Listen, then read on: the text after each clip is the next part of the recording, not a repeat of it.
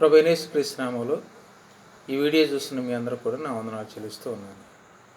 క్రీస్తునందు ప్రియమైన వారులారా, దేవుడు మనలను గతించిన కాలమంతా తన కృపాక్షేమముల చేత కాచి కాపాడి మరొకసారి ఈ రీతిగా ఆయన వాక్యమును ధ్యానించుకోవటానికి దేవుడిచ్చిన ఇట్టి గొప్ప సమయాన్ని బట్టి ఆయనకు నా యొక్క కృతజ్ఞతలు తెలుపుతూ ఉన్నాను. క్రీస్తునందు ప్రియమైన వారులారా, ఈ సమయంలో మనం వినబోతున్నటువంటి అంశము క్షమిస్తున్నాడు అనేటువంటి ఆధ్యాత్మిక పాఠాన్ని గురించి మనము నేర్చుకుంటూ ఉన్నాము. క్షమిస్తున్నాడు అనేటువంటి ఆధ్యాత్మికమైనటువంటి పాఠాన్ని ఈ సమయంలో మనము నేర్చుకుంటూ ఉన్నాము.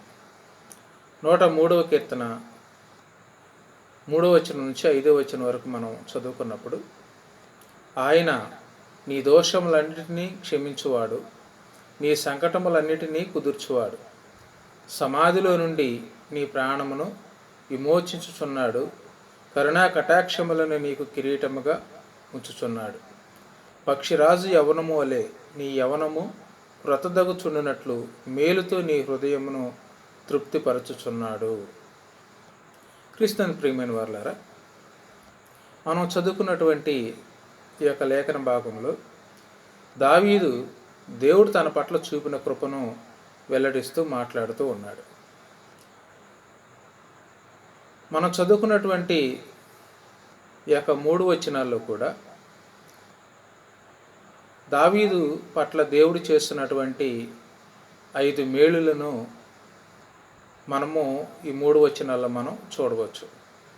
వాటిల్లో 1 క్షమిస్తున్నాడు, 2 నయం చేస్తూ ఉన్నాడు, 3 కిరీటం ఇస్తూ ఉన్నాడు, 4 సమాధిలో నుండి విమోచిస్తూ ఉన్నాడు, 5 మేలుతో తృప్తిపరుస్తూ ఉన్నాడు. ఈ యొక్క 5 ప్రాముఖ్యమైనటువంటి విషయాలను దేవుడు దావీదు పట్ల జరిగించినటువంటి వాడిగా మనం చూడగలుగుతాం. కనుక ఈ పాఠంలో మనము 3 విషయాలని మనం నేర్చుకుంటాము. 40వ కీర్తన 5వ వచనాన్ని మనం చదువుకున్నప్పుడు, యెహోవా నా దేవా, నీవు మా ఎడల జరిగించిన ఆశ్చర్య క్రియలను, మా ఎడల నీకున్న తలంపులను బహు విస్తారములు, వాటిని వివరించి చెప్పుదననుకుంటున్నా అవి లెక్కకు మించినవి, నీకు సాటి అయిన వాడు ఒకడునూ లేడు అంటాడు. చూడండి క్రీస్తునందు ప్రియమైన వారులారా, ఇక్కడ దేవుని యొక్క వాక్యం ఈ రీతిగా తెలియజేస్తూ ఉంది. ఏమంటున్నాడనంటే,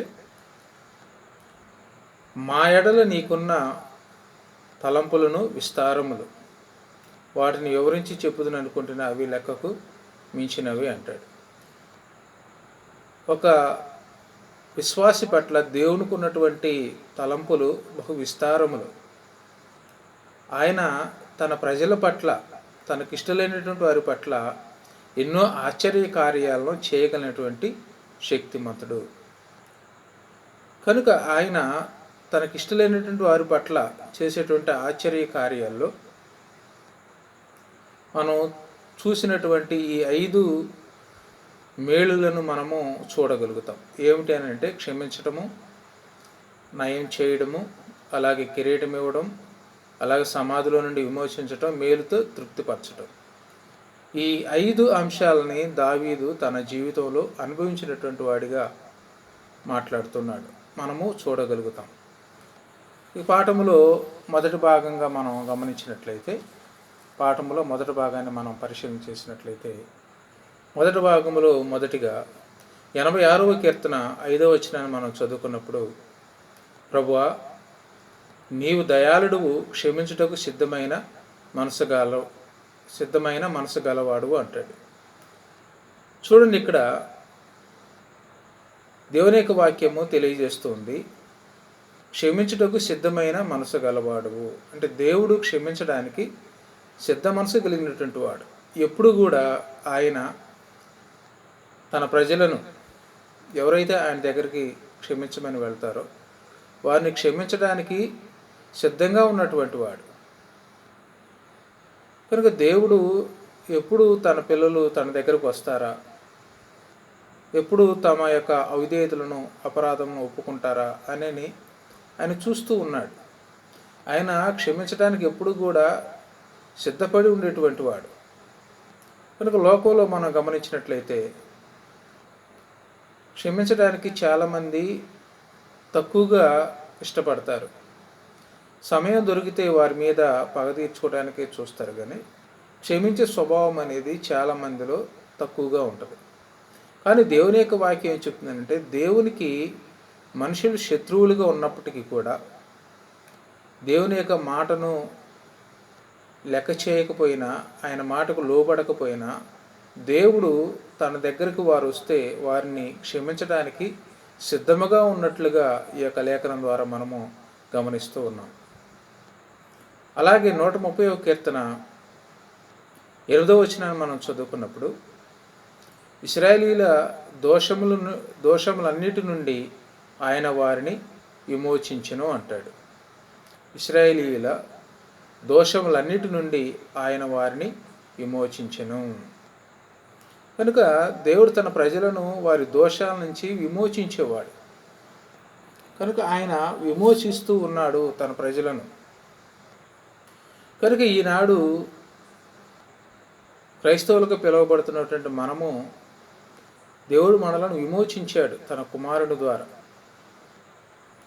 అలాగే ఆనాడు కూడా దేవుడు ఇశ్రాయేలీయులను వారి దోషాల నుండి వారిని విమోచించినటువంటి వాడుగా, వారిని క్షమించడానికి సిద్ధంగా ఉన్నటువంటి వాడిగా మనము చూడగలుగుతూ ఉన్నాం. అలాగే నిర్గమాకాండము 34వ అధ్యాయము 7వ వచనాన్ని మనం చదువుకున్నప్పుడు అక్కడ అంటాడు, ఆయన 1000 మందికి కృపను చూపుచు దోషమును అపరాధమును పాపమును క్షమించును గాని అంటాడు. అంటే దేవుడు క్షమించడానికి, తన ప్రజలైనటువంటి వారికి, తన దగ్గరకు వచ్చేటువంటి వారిని క్షమించడానికి ఆయన కృప కలిగినటువంటి వాడుగా ఉన్నాడు. ఆయన కృపను చూపిస్తూ దోషమును అపరాధమును పాపమును క్షమించేవాడుగా ఉంటూ ఉన్నాడు. వారి దోషాన్ని బట్టి కానీ, వారి యొక్క అపరాధాన్ని బట్టి కానీ, వారి పాపాన్ని బట్టి కానీ వారిని శిక్షించేవాడుగా దేవుడు ఇక్కడ తనను తాను కనపరుచుకోవటం లేదు. కనుక దేవుడు ఆయన క్షమించేవాడుగా తనను తాను తెలియజేసుకుంటూ ఉన్నాడు. ఎందుకనంటే ఆయన క్షమించడానికి సిద్ధ మనసు కలిగినటువంటి వాడు. తనకు వ్యతిరేకంగా మనుషులు నడుచుకుంటున్నప్పటికీ కూడా దేవుడు మనుషులను ఎప్పుడూ కూడా ఆయన క్షమించడానికి సిద్ధంగా ఉన్నటువంటి వాడు. కనుక క్షమించడం అని అంటే ఎవరు క్షమిస్తారు అని అంటే, ప్రేమించేవారు మాత్రమే క్షమించగలుగుతారు. ప్రేమ లేనటువంటి వారు క్షమించలేరు. దేవుడు లోకమును ఎంతో ప్రేమించి ఆయన తన కుమారుడు లోకానికి పంపించాడు.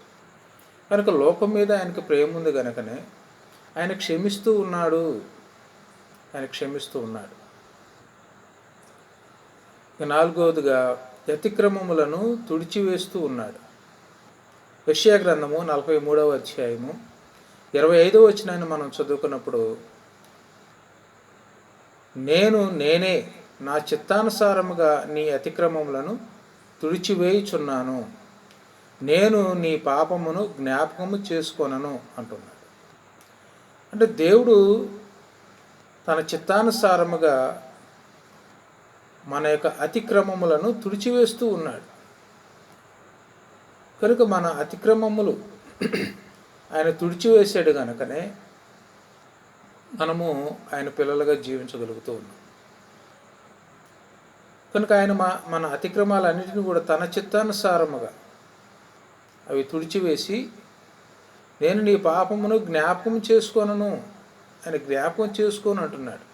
అంటే తుడిచివేసిన తర్వాత ఒక మనిషిలో ఉన్నటువంటి అతిక్రమాలను, దోషములను, అపరాధములను, పాపములను తుడిచివేసిన తర్వాత మరలా అవి దేవుడు జ్ఞాపకం చేసుకోవట్లేదు. ఆ మనిషి దేవుని సముఖానికి వెళ్ళినప్పుడు అతని యొక్క దోషాలను దేవుడు జ్ఞాపకం చేసుకోవట్లేదు, కానీ వాటిని మర్చిపోయి మర్చిపోయినటువంటి వాడుగా కనబడుతూ ఉన్నాడు, మర్చిపోయినటువంటి వాడుగా ఉన్నాడు. ఎందుకనంటే క్షమించాడు. క్షమించినటువంటి వారు ఎప్పుడు జ్ఞాపకం చేసుకోరు.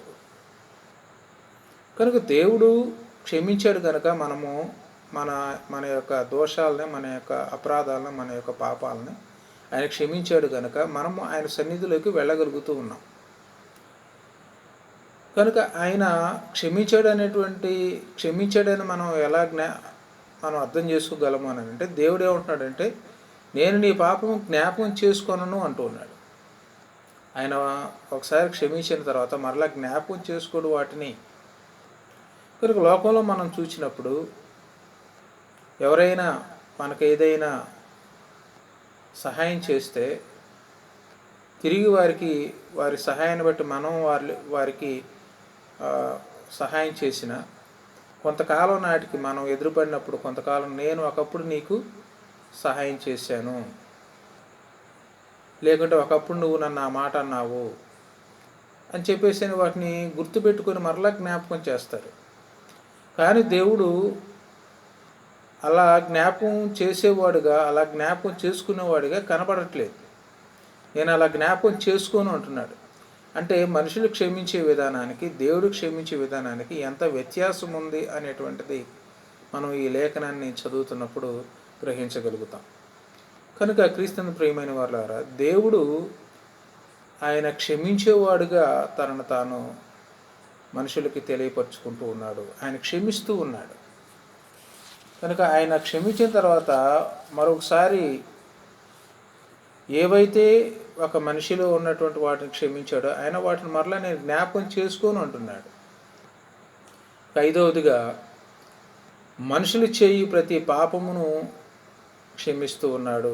మత్తయి సువార్త 12వ అధ్యాయము 31వ వచనాన్ని మనం గమనించినప్పుడు, కాబట్టి నేను మీతో చెప్పున్నది ఏమనగా, మనుషులు చేయు ప్రతి పాపము దోషణయు వారికి క్షమింపబడును, కానీ ఆత్మ విషయమైన దోషణకు పాపక్షమాపణ లేదు అంటాడు. కానీ ఇక్కడ యేసుప్రభువు వారు చెప్తూ ఉన్నాడు, ఏమంటున్నాడంటే, నేను మీతో చెప్పున్నది ఏమనగా, మనుషులు చేయు ప్రతి పాపము దోషణయు వారికి క్షమింపబడును. అంటే మనుషులు చేసేటువంటి పాపము దోషణ ఏదైతే ఉందో అది క్షమింపబడుతుంది, దాన్ని నేను క్షమిస్తాను. కానీ ఆత్మ విషయమై దోషణకు పాపక్షమాపణ లేదు అంటున్నాడు. అంటే ఇక్కడ పాపక్షమాపణ లేనటువంటి ఒక దుష్కార్యము, ఒక పాపము అనేటువంటిది యేసుప్రభువు వారు ఆయన తెలియజేస్తున్నాడు, దానిని ఎత్తి చూపుతూ ఉన్నాడు. అదేమిటి అని అంటే, ఆత్మ విషయమైన దోషణ అని అంటూ ఉన్నాడు. ఇక్కడ రెండు విషయాలు తెలియజేస్తున్నాడు. ఒకటేమో మనుషుడు చేయు ప్రతి పాపము, దుష్కార్యము. రెండవది ఏమన్నాడు అని అంటే, ఆత్మ విషయమైన దోషణ. కనుక పరిశుద్ధాత్మకు వ్యతిరేకంగా ఎవరైనా మాట్లాడితే దానికి పాపక్షమాపణ లేదు అంటూ ఉన్నాడు. అలాగే మనుషులు చేయు ప్రతి పాపము దోషణే వారికి క్షమించబడుతుంది. అంటే మనుషులు ఒకవేళ తమ అనుదిన జీవితంలో వారు దుష్కార్యము కానీ పాపములు కానీ చేస్తే వాటిని బట్టి క్షమిస్తాను అంటున్నాడు. అంటే ఆయన శిక్షించడానికి రాలేదు, ఆయన క్షమించడానికి మాత్రమే వచ్చాడు. ఆయన మనుషుల్ని చేర్చుకోవడానికి మాత్రమే వచ్చినట్లుగా మనం ఇక్కడ చూడగలుగుతున్నాం. అంటే మనుషులు చేసే ప్రతి పాపమును ఆయన క్షమించేటువంటి వాడుగా కనబడుతూ ఉన్నాడు. ఆరోదిగా, క్రీస్తు రక్తం ద్వారా మనకు పాపక్షమాపణ అనేది దొరుకుతూ ఉంది. ఎఫెసీయులకు రాసిన పత్రిక 1వ అధ్యాయము 7వ వచనాన్ని మనం గమనించినప్పుడు, దేవుని కృప మహదైశ్వర్యమును బట్టి ఆ ప్రియుని యందు ఆయన రక్తం వలన మనకు విమోచనము, అనగా మన అపరాధమునకు క్షమాపణ మనకు కలిగి ఉన్నది అంటాడు. ఆయన రక్తం వలన మనకు విమోచనము, ఆయన రక్తం ద్వారానే దేవుడు మనల్ని విమోచిస్తూ ఉన్నాడు. కనుక మనకి విమోచన అనుగ్రహించాడు, క్షమించి మనల్ని విమోచిస్తూ ఉన్నాడు. కనుక విమోచనం అనేది ఉచితంగా దొరికేది కాదు, దానికి వెల చెల్లించాలి. కనుక యేసుప్రభువు వారు తనను తాను వెలగా చెల్లించుకొని తన తన యొక్క ప్రాణాన్ని వెలగా చెల్లించి మనల్ని విమోచించాడు. దేవుడు మన పాపాలని క్షమిస్తూ ఉన్నాడు. ఏడవదిగా, పాపము ఒప్పుకుంటే క్షమించేవాడుగా ఉన్నాడు. పాపము ఒప్పుకుంటే క్షమిస్తాడు. యోహాను రాసిన మొదటి పత్రిక 1వ అధ్యాయము 9వ వచనంలో, మన పాపములను మనము ఒప్పుకొని ఎడల ఆయన నమ్మదగిన వాడును నీతిమంతుడును గనుక ఆయన మన పాపములను క్షమించి సమస్త దుర్నీతి నుండి మనలను పవిత్రులుగా చేయును అంటాడు. కనుక మన పాపములు ఒప్పుకొని ఎడల, మన పాపాలను ఒప్పుకుంటే ఆయన క్షమించేవాడుగా ఉంటున్నాడు. ఆయన నమ్మదగిన వాడును నీతిమంతుడు కనుక మన పాపములను క్షమించి సమస్త దుర్నీతి నుండి మనలను పవిత్రులుగా చేసేటువంటి వాడిగా ఉంటున్నాడు. ఎప్పుడు మనం పవిత్రులం అవుతామని అంటే మన పాపాలు ఒప్పుకున్నప్పుడే. కనుక మన పాపాలను మనం ఒప్పుకున్నప్పుడు ఆయన నీతిమంతుడు నమ్మదగిన వాడు కనుక మన పాపములను క్షమించి సమస్త దుర్నీతి నుండి మనలను పవిత్రులుగా చేస్తాడు. ఎప్పుడు అనంటే ఒప్పుకున్నప్పుడు. కనుక ఈనాడు చూడండి, చాలామంది తమ పాపాలని ఒప్పుకోవట్లేదు. కనుక నీళ్ళలో మునుగుతున్నారు కానీ ఒప్పుకోవటం లేదు. కనుక ఒప్పుకోవాలి, అవి కప్పుకోకూడదు, ఒప్పుకోవాలి. పాపాన్ని మనం కప్పుకుంటే క్షమాపణ అనేది రాదు. మనం నీతిమంతులుగా తీర్చబడము, దుర్నీతి నుంచి విమోచించబడము. కనుక ఒప్పుకోవాలి. ఎప్పుడైతే మనలో ఉన్నటువంటి పాపాలను ఒప్పుకుంటామో అప్పుడు ఆయన నమ్మదగినవాడు నీతిమంతుడు కనుక సమస్త దుర్నీతిని మనలను పవిత్రులుగా చేస్తాడు. కనుక ఈనాడు మనము మన పాపాలని ఒప్పుకుంటున్నామా? ఒప్పుకుంటే ఆయన క్షమిస్తాడు. ఆయన క్షమించడానికి సిద్ధమై ఉన్నటువంటి తండ్రి. ఆయన క్షమించడానికి సిద్ధంగా ఉన్నాడు. కానీ మనం ఒప్పుకోవటానికి సిద్ధంగా ఉన్నామా, లేకుంటే వాటిని కప్పుకుంటున్నామా? కనుక చాలామంది ఈనాడు దేవుని ఆరాధించడానికి సంఘానికి వెళుతున్నారు కానీ తమ యొక్క పాపాలను ఒప్పుకోవడం లేదు. కనుక ఎప్పుడైతే మనం ఒప్పుకుంటామో అప్పుడు ఆయన నమ్మదగినవాడు నీతిమంతుడు కనుక సమస్త దుర్నీతుల్ని మనలో విమోచించి పవిత్రులుగా చేస్తాడు అని అంటున్నాడు. కనుక క్రీస్తుని ప్రియమైన వారలారా, ఈ భాగములో మనం చివరికి వచ్చేసాము. దేవుని యొక్క క్షమాపణ మనం పొందకుండా మనకు ఆరోగ్యం, సిరి సంపదలు, బలం, కోరికలు తీరడం ఎందుకు? కొంతకాలం సిరి సంపదలు, కోరికలు తీరడం ఎందుకు? వాటిని అనుభవించి నరకానికి పోతే ఉపయోగం ఏముంది? కనుక మన పాపాలు క్షమించబడకుండా మనం ఈ లోకంలో సిరి సంపదలు, బలము, భోగభాగ్యాలు ఇవన్నీ పొంది నరకానికి వెళితే ఉపయోగం ఏముంది? కనుక దేవుడు మనకు అనుగ్రహించేటువంటి దేవునిలో గొప్ప దీవెన ఏమిటనంటే మన పాపాలు క్షమించబడటం. కనుక ఈనాడు మన పాపాలు క్షమించబడ్డాయా? కనుక నా పాపాలు క్షమించబడ్డాయా? దేవుడు భూమి మీద అనుగ్రహించినటువంటి దేవునిలో గొప్ప దీవెన ఏమిటనంటే క్షమించబడటం. మనము దేవుని చేత క్షమించబడటం. కనుక మనం క్షమించబడినటువంటి వారుగా ఉన్నామా, లేక క్షమాపణ ఇంకా క్షమించబడ్డాము అనే స్థితిలోనే క్షమించబడకుండా కొనసాగుతున్నాము అనేటువంటి విషయాన్ని జ్ఞాపకం చేసుకొని మన పాపాలు ఒప్పుకుంటే ఆయన మనం క్షమించేటువంటి వాడుగా ఉన్నాడని ఈ యొక్క భాగము ద్వారా మనము గ్రహిస్తూ ఉన్నాము. దేవుని చిత్తమైతే మరొక భాగాన్ని మరొక వీడియోలో మనం నేర్చుకుంటాము. అంతవరకు దేవుని కృప మనందరికీ తోడై ఉండును గాక. విన్న మీ అందరికీ నా వందనాలు.